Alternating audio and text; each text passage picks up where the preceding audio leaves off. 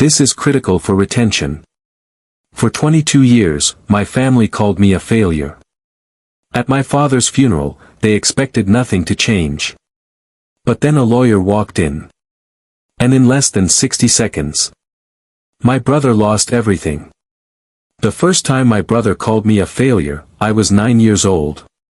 We were sitting at the dinner table, one of those long, polished wooden ones my father loved more than he ever loved any of us.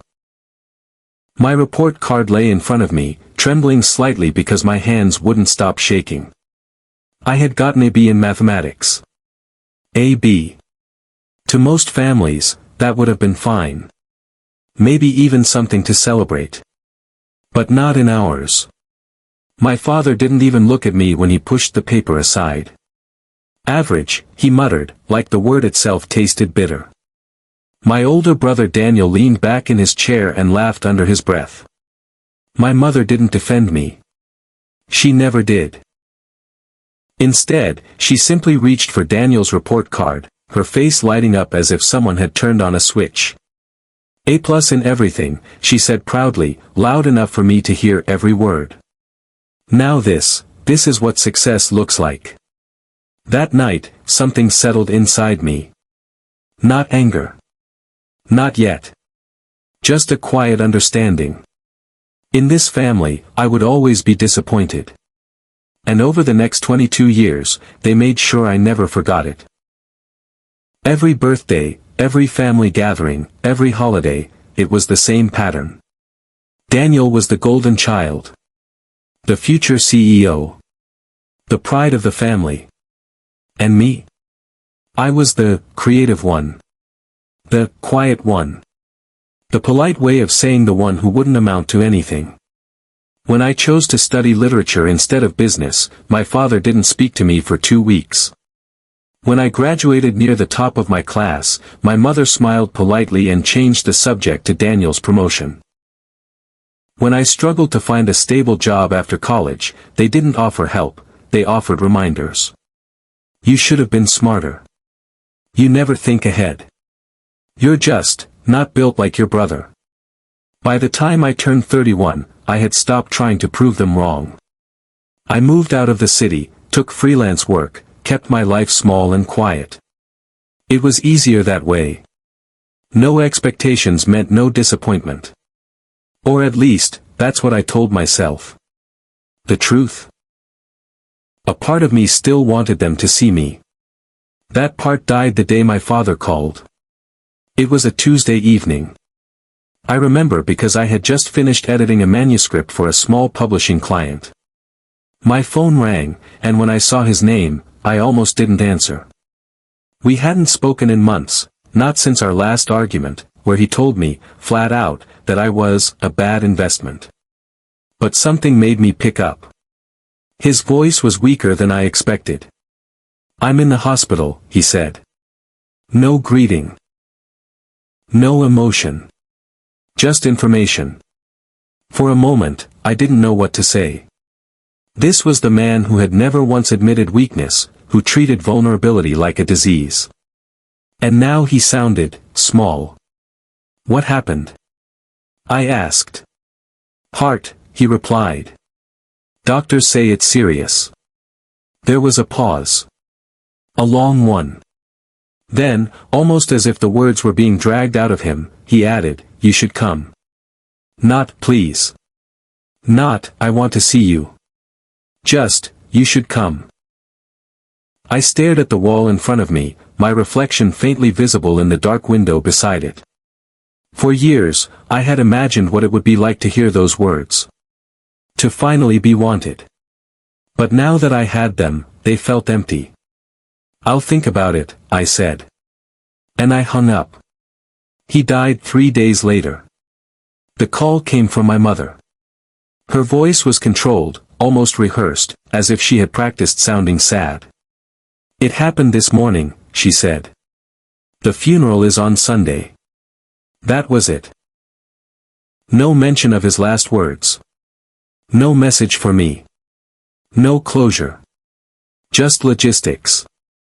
I didn't cry. Not then. Instead, I sat there in silence, staring at my phone, waiting for something, grief, anger, regret, anything. But all I felt was a strange, hollow calm.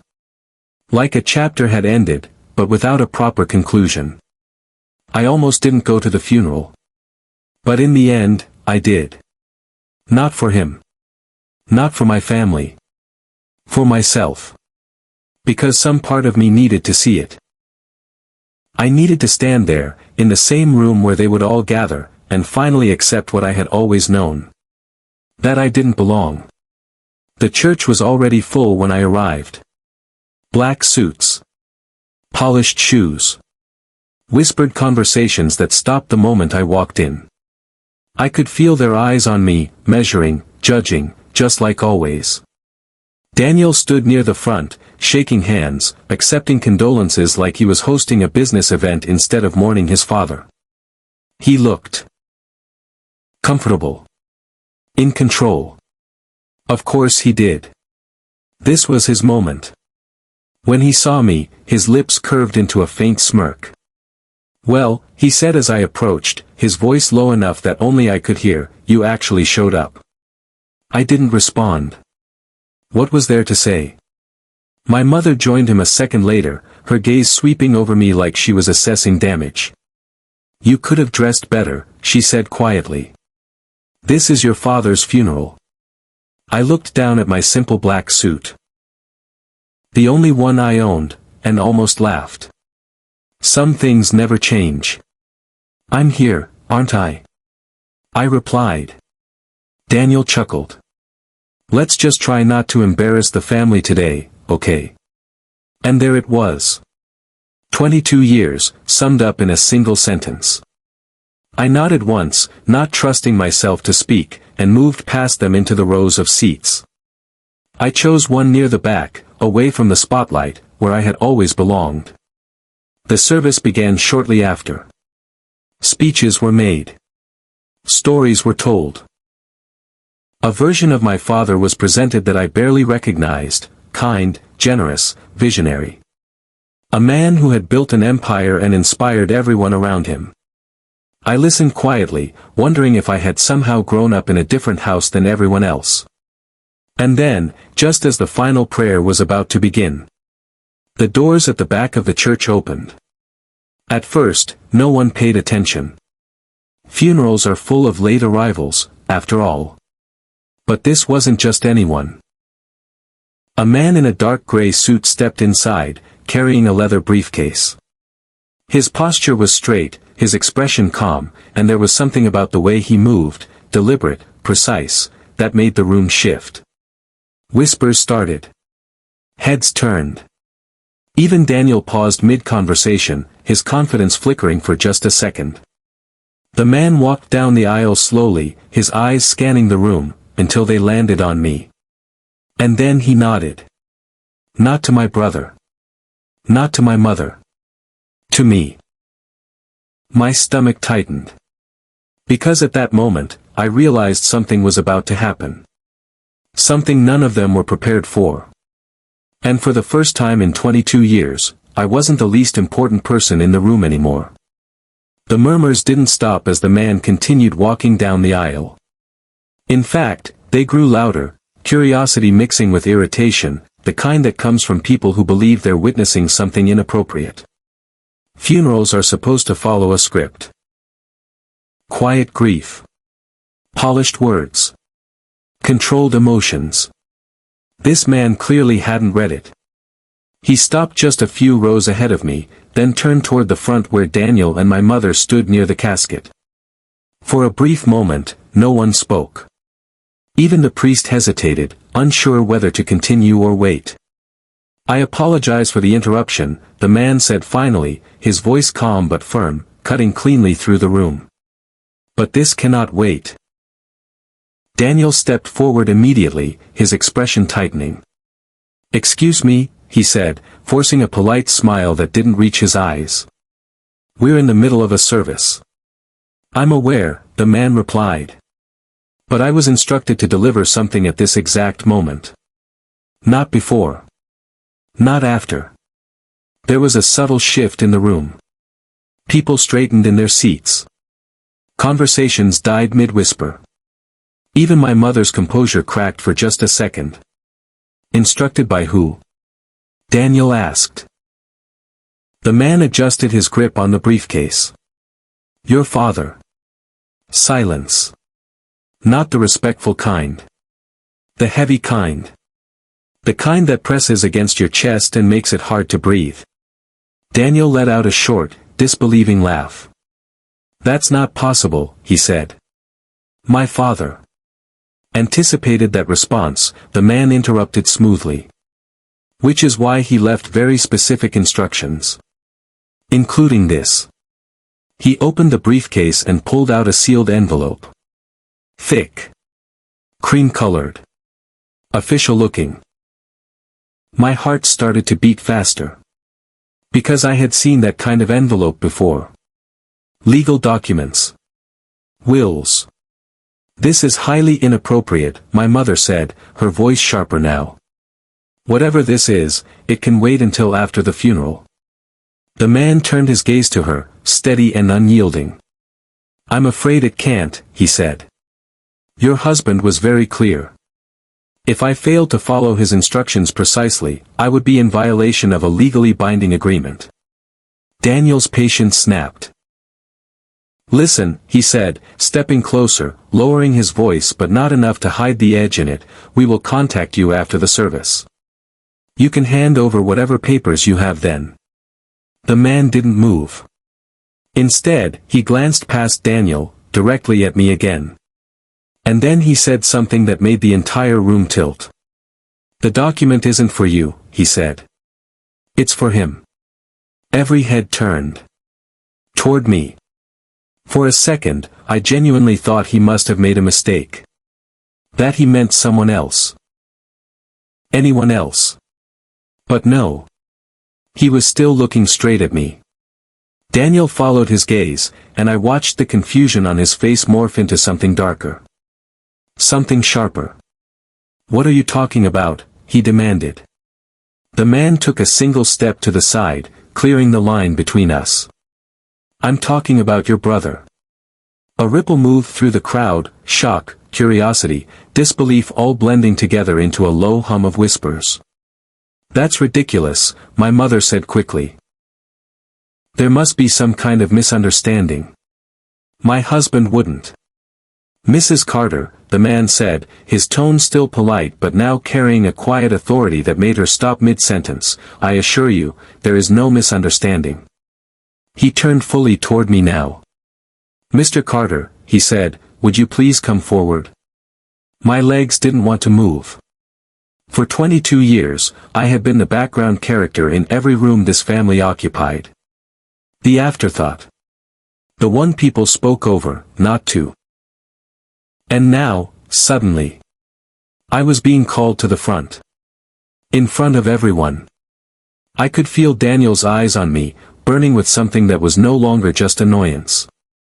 It was suspicious. I stood slowly, every movement feeling heavier than it should.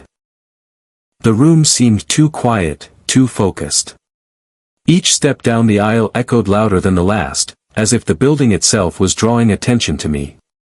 When I finally reached the front, I stopped a few feet away from the man. Up close, I noticed details I hadn't seen before, the precision in his posture, the calm confidence in his expression, the kind that only comes from someone who knows exactly what they're doing. Thank you, he said quietly, just for me. I didn't respond. I couldn't. He turned slightly so that both I and the rest of the room could see the envelope clearly. Your father retained my firm 6 years ago, he began, his voice carrying easily across the silence. At the time, he drafted a series of documents to be executed upon his death. Daniel crossed his arms. We already have a will, he said. I've seen it. Yes, the man replied. You've seen a version of it. That landed like a crack of thunder. What is that supposed to mean? Daniel asked, his composure slipping further. It means, the man said, that your father maintained more than one document. And the one I am holding now, supersedes all others. My breath caught. Because now, I even understood what that meant. A new will. A final decision. And as per his instructions, the man continued, "This document is to be opened and read in the presence of both his immediate family, and witnesses." He glanced briefly at the crowd. "Which, I believe, we have." A few uneasy chuckles rippled through the room, quickly dying out. My mother stepped forward, her voice tight. "This is absurd. My husband would have told us if there was something like this." The man's expression didn't change. "With respect," he said, "the existence of this document suggests otherwise." Daniel ran a hand through his hair, pacing slightly now. "Fine," he said. "Open it. Let's get this over with." There was confidence in his voice again, but it sounded forced. Like he was trying to hold on to control that was already slipping through his fingers. The man nodded once. Then, very carefully, he broke the seal. The sound, soft, almost insignificant, felt impossibly loud in the silence. He unfolded the document inside, his eyes scanning the first page briefly before he began to read. "I, Richard Carter," he started, "being of sound mind and body, do hereby declare this to be my final and binding testament." His voice was steady, measured, each word deliberate. I barely heard the legal language that followed. My focus was elsewhere, on my brother's face, on my mother's clenched hands, on the growing tension in the room that felt like it was stretching to its breaking point. And then the man reached the part that mattered. He paused. Just for a second. Long enough for every person in that church to lean in, whether they realized it or not. And then he continued. "To my eldest son, Daniel Carter." Daniel straightened, a flicker of relief crossing his face. "I leave the sum of," another pause. But this one felt different. He looked up. Not at Daniel. At me. And when he spoke again, his voice carried a weight that made my chest tighten. $1. The room exploded. Gasps. Whispers. Someone actually laughed in disbelief before quickly covering their mouth. Daniel didn't move. Didn't blink. It was as if his brain had refused to process what it had just heard. That's not funny," he said slowly. "What kind of joke is this?" But no one was laughing anymore. Because the man hadn't finished. He lowered the paper slightly, his eyes still locked on me. "And to my younger son," he continued, "I leave everything else." For a moment, no one moved. It was as if the entire room had been frozen in place, every breath held, every thought suspended, waiting for someone to say something that would make sense of what had just happened. But there was no explanation coming. Only reality. Daniel blinked first. Then he laughed. It wasn't natural. It wasn't even convincing. It was the kind of laugh people use when their world cracks open and they don't know how else to respond. "Okay," he said, nodding slowly, stepping forward as if he could physically push the moment back into place. "That's enough. This is obviously some kind of mistake." He turned to the lawyer, his voice sharpening. "You said this overrides the previous will. Fine. Show me the documentation. Because there's no way my father would leave everything to him." That last word, him, was loaded with 22 years of dismissal. The lawyer didn't react. Instead, he calmly turned another page. "There's more," he said. The tension in the room thickened again, snapping Daniel's words in half before they could settle. "Of course there is," Daniel muttered, though the confidence was gone now, replaced by something brittle. The lawyer continued reading. "In addition to the transfer of all financial assets, properties, and controlling shares of Carter Holdings, a ripple of shock passed through the crowd at the mention of the company. Even those who didn't know the family personally knew the name. It wasn't just a business, it was an empire. I leave a personal statement to be read in full." My stomach tightened. Because something in the lawyer's tone had changed. This wasn't just legal anymore. This was personal. He adjusted the paper slightly, as if preparing himself as much as the rest of us. Then he began. To my family, and especially to my sons. The room fell into a silence so complete it felt almost unreal. If you are hearing this, then I am gone. And if you are surprised by what has been written above, then I have failed more deeply than I realized. A faint shift moved through the room. Even the people who had come only out of obligation were listening now. My entire life, I believed that strength came from control. From discipline. From pushing harder, demanding more, accepting nothing less than perfection. I felt my chest tighten. Because I knew where this was going. And in that belief, I made a critical mistake. The lawyer paused, not for effect, but because the weight of the words demanded it. I confused fear with respect. A murmur passed through the crowd. Daniel's jaw clenched. My mother's eyes flickered, just for a second. I raised one son to win, the letter continued. And the other, to endure. Something inside me shifted. Not fully. Not yet. But enough to make it hard to breathe. To Daniel, the lawyer read, I gave everything I thought mattered, approval, opportunity, expectation. And in doing so, I taught him that worth is something you prove, not something you are. Daniel shook his head slightly, like he could physically reject the words. This is ridiculous, he muttered under his breath. But no one was listening to him anymore. To my younger son, the lawyer's voice softened, just slightly. I gave silence. Distance. Disappointment. Not because you deserved it, but because I saw something in you that I did not understand. My vision blurred for a second. I didn't blink. I couldn't. You were not driven by validation. You were not shaped by pressure. You did not bend, even when I gave you every reason to. A memory flashed in my mind, 9 years old, holding that report card, trying not to cry. I mistook your quiet strength for weakness. My throat tightened. Around me, I could feel the shift in the room. People weren't just listening anymore. They were watching me.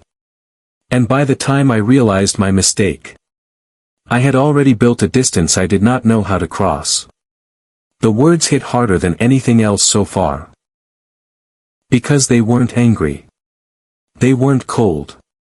They were regretful. I called you a failure, the letter continued. I treated you as an afterthought. And yet, you continued to live with integrity, without bitterness, without becoming the very thing I had unknowingly encouraged in this family. Daniel snapped. That's enough, he shouted, stepping forward. This is manipulation. He's not even here to defend himself, and you're twisting his words. Daniel, my mother said sharply, grabbing his arm. But it was too late. The room had already turned. Not completely. Not yet. But enough. The lawyer didn't raise his voice. He didn't need to. I am simply reading what your father wrote, he said. And then he continued. I am not leaving everything to my younger son as a reward. A pause. I am doing it as a correction. The words landed like a final verdict. Because he is the only one I trust, not to become me. Silence. Heavy. Crushing. Absolute. I felt something break inside my chest, but it wasn't painful. It was something else. Something I didn't have a name for yet.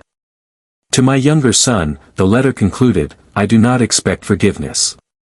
But I hope, in some way, this gives you the life I never allowed you to have. The lawyer lowered the paper. And just like that, it was over. No music. No dramatic ending. Just the truth, hanging in the air where everyone could see it. Daniel stepped back like he'd been physically struck. "This is insane," he said, his voice quieter now but more dangerous. This doesn't mean anything. There are procedures.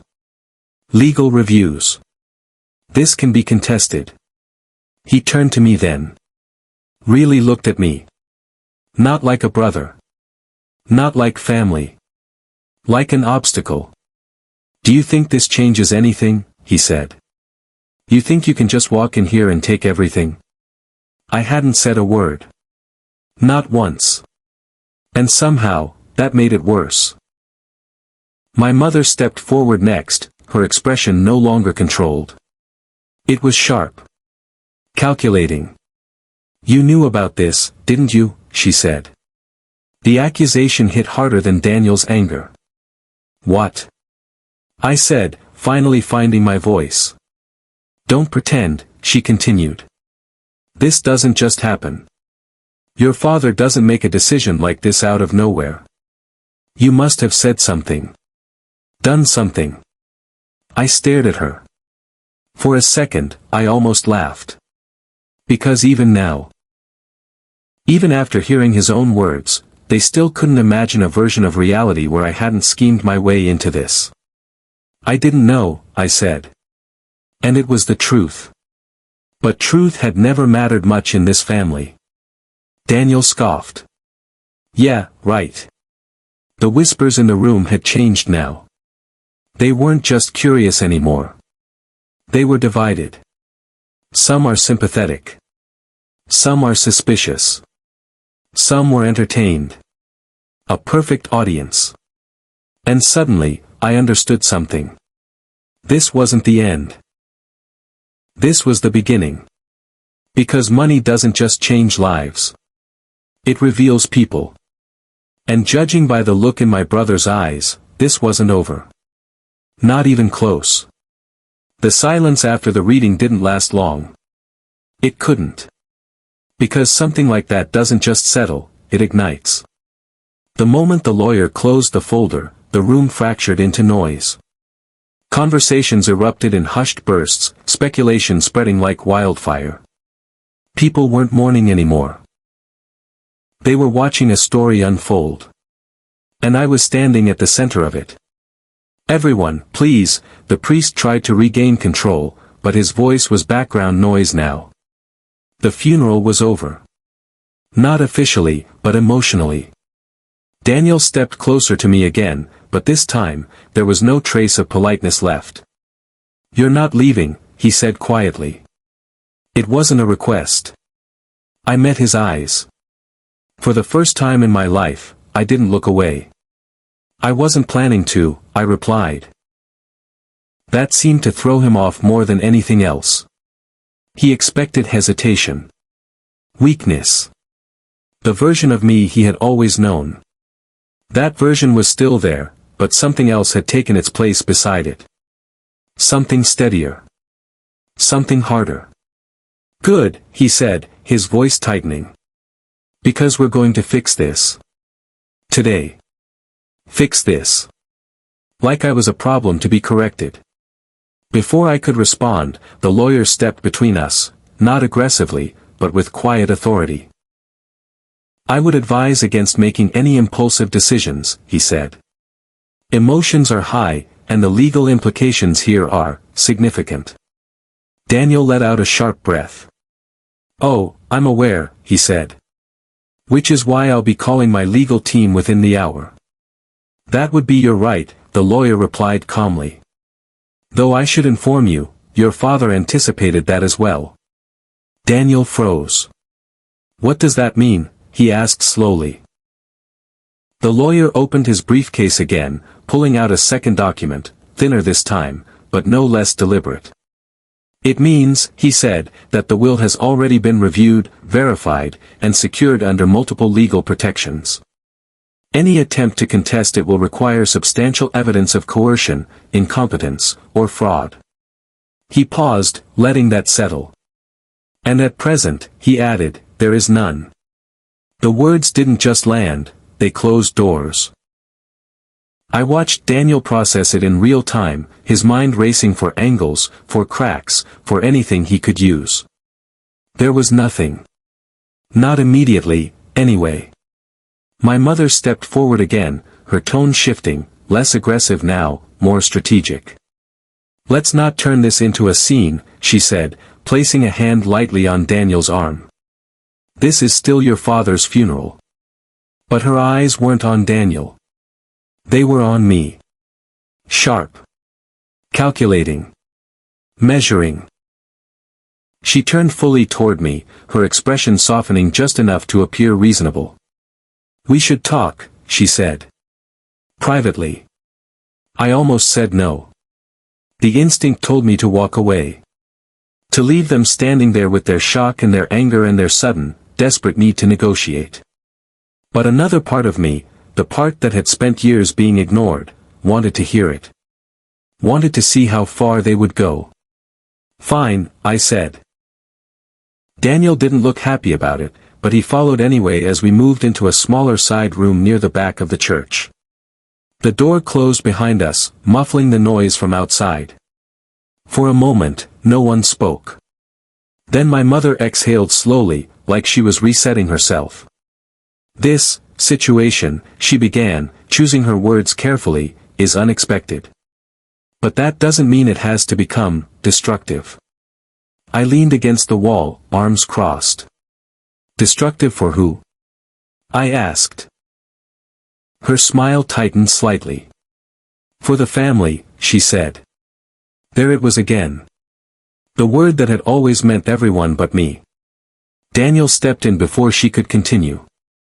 "Look," he said, his tone shifting into something more controlled, more businesslike. "We both know this isn't how things are supposed to work." "According to who?" I asked. "According to reality," he snapped.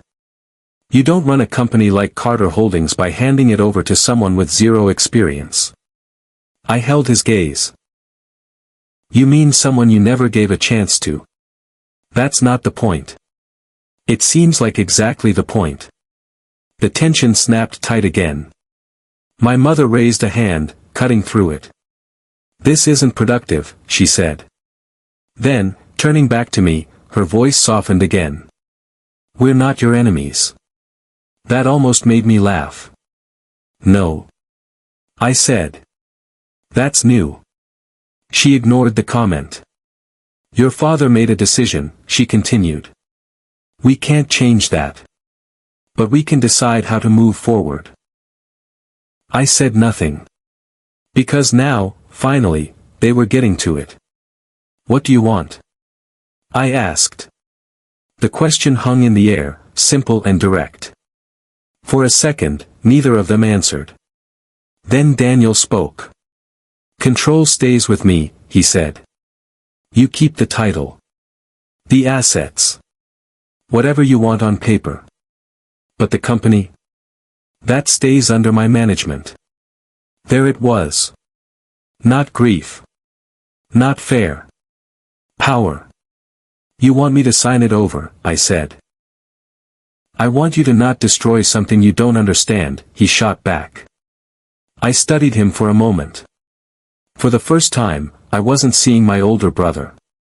I was seeing a man who had built his entire identity on being the chosen one. And had just lost that position in a single sentence. "And what do I get?" I asked. Daniel blinked, caught off guard. "You get everything else," he said. "Money. Properties. More than you could ever need." My mother added softly, "and stability." This kind of responsibility, it's not easy. There was something almost convincing about the way she said it. Almost. But then I remembered something. Not a big moment. Not a dramatic one. Just a small memory. 9 years old. A/B in mathematics. A quiet voice calling me average. And suddenly, everything became very clear. "This isn't about the company," I said. They both looked at me. "It's about control," I continued. "It always has been." Daniel's expression hardened. "And what? Now you think you're ready to take it?" I straightened slightly. "Not aggressively. Not dramatically. Just enough. I think, I said, for the first time. I actually have it. The room went still. My mother's expression changed first. Not anger. Not disappointment. Something colder. You're making a mistake, she said. Maybe, I replied. But at least it'll be mine. Daniel let out a slow breath, shaking his head. This isn't over, he said. I believed him. Because he wasn't threatening me. He was promising. And somehow, that didn't scare me as much as it should have. Because for the first time in my life, I wasn't waiting for their approval. I was preparing for their opposition, and that changed everything. They didn't wait. I knew they wouldn't. By the next morning, the calls had already started. Not from Daniel. Not from my mother. From people who had never spoken to me before, but suddenly needed to. Board members. Senior executives. Legal advisors. Voices that carried influence. And pressure. Congratulations, one of them said, his tone polished but distant. Though I imagine this transition must feel overwhelming. Overwhelming.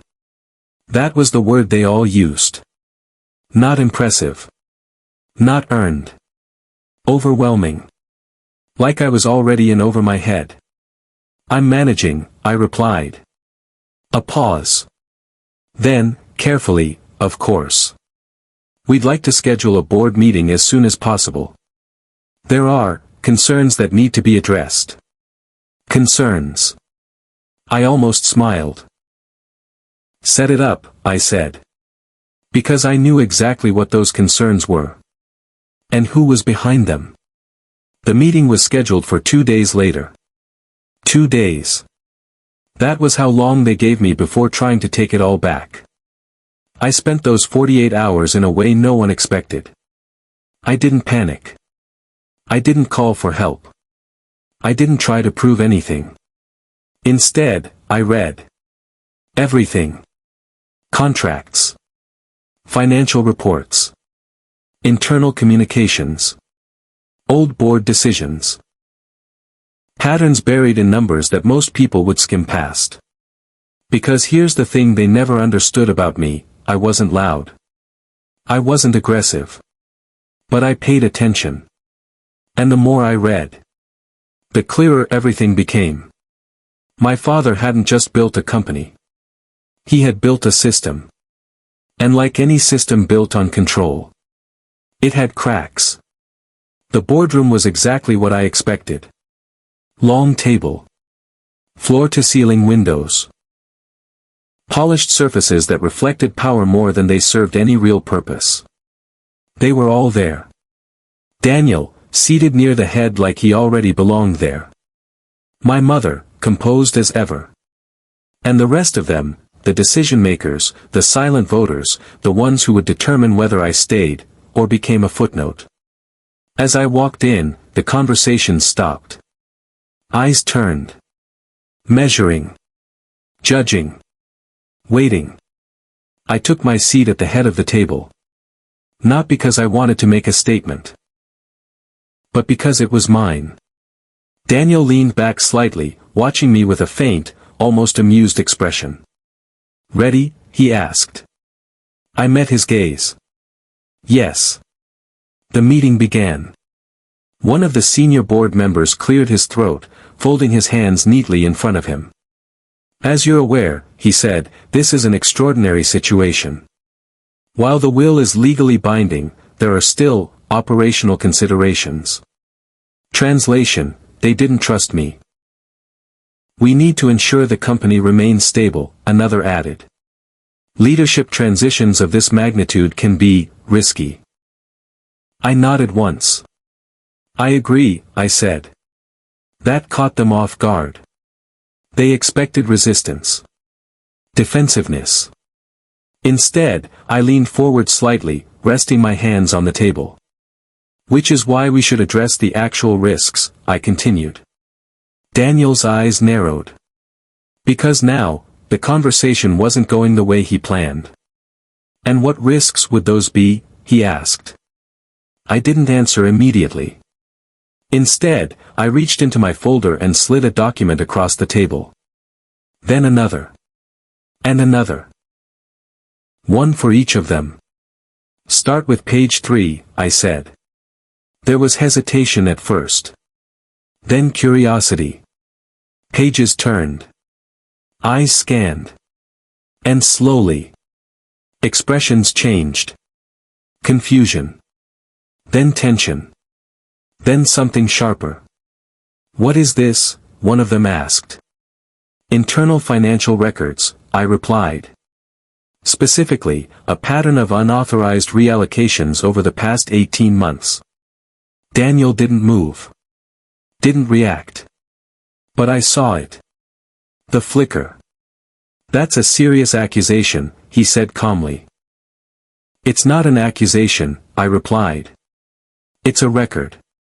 I tapped the document lightly. Cross-referenced with approval chains and executive sign-offs. Silence. Heavy. Uncomfortable. I let it sit for a moment before continuing. My father may have built this company on control, I said, my voice steady, but he also built safeguards. I reached for one final document. This one, I didn't slide across the table. I held on to it. And 6 years ago, I continued, he activated one of them. Daniel's composure cracked. Just slightly. What are you talking about? He asked. I looked directly at him. Me. The word landed harder than anything else I had said. He didn't just change his will, I said. He started preparing for this. I placed the final document on the table. This is a contingency authorization. It grants me full audit access to every department, every transaction, every executive decision, without prior notice. A board member leaned forward, scanning it quickly. This is legitimate, he said quietly. And binding, I added. The room shifted. Not dramatically. But enough. Enough for the balance to tilt. Daniel exhaled slowly, shaking his head. Do you think this changes anything? He said. Even if those numbers are real, it doesn't prove intent. It doesn't prove wrongdoing. You're right, I said. And then I leaned back slightly. But this does.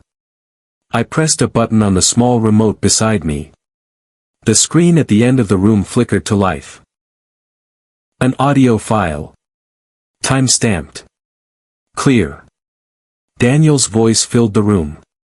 Just move it through the secondary account. No one checks those unless there's a trigger, and there won't be.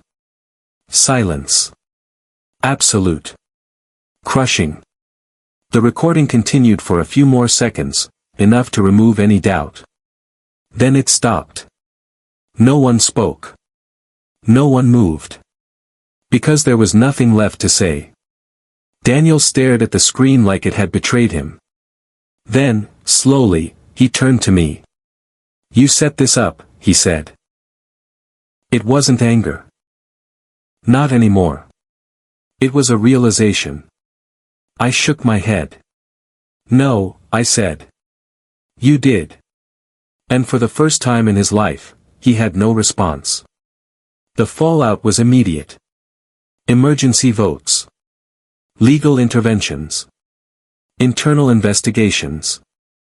Within hours, Daniel wasn't just removed from control. He was under review. My mother didn't say much. She didn't need to. The look in her eyes said everything. No regret. Not guilt. Just cold, quiet understanding. The game had changed. And they had lost.